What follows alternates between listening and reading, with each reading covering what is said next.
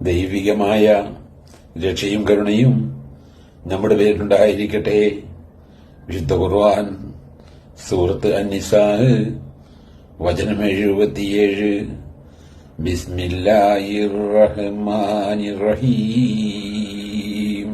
അലം തറ ഇലല്ലദീന ഖീല ലഹും കുഫൂ ഐദിയകും വഖീമുസ്സലാത്ത വഅതുസ്സകാത ഫലമ്മാ കുതിബ അലൈഹിമുൽ ഖിതാലു ഇദാ ഫരീഖും മിൻഹും യഖ്ശൗന അന്നാസ്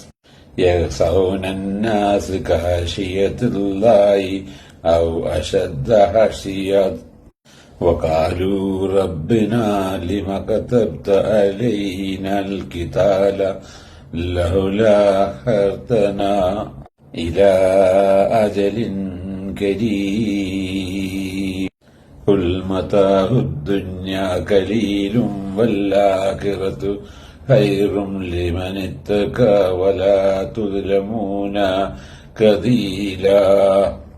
യുദ്ധത്തിന് പോകാതെ നിങ്ങൾ കൈകൾ അടക്കി വെക്കുകയും നിസ്കാരം മുറ പോലെ നിർവഹിക്കുകയും സകാത്ത് നൽകുകയും ചെയ്യുവീനെന്ന് നിർദ്ദേശിക്കപ്പെട്ടിരുന്ന ഒരു കൂട്ടരെ നീ കണ്ടില്ലേ?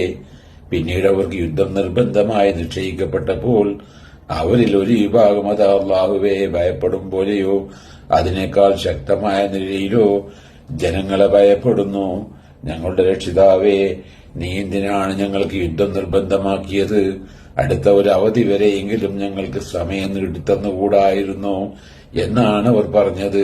പറയുവായിക ലോകത്ത് സുഖാനുഭവം വളരെ തുച്ഛമായതാണ്.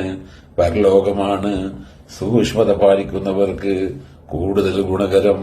നിങ്ങളോട് ഒരു തരിമ്പും അനീതി കാണിക്കപ്പെടുകയില്ല.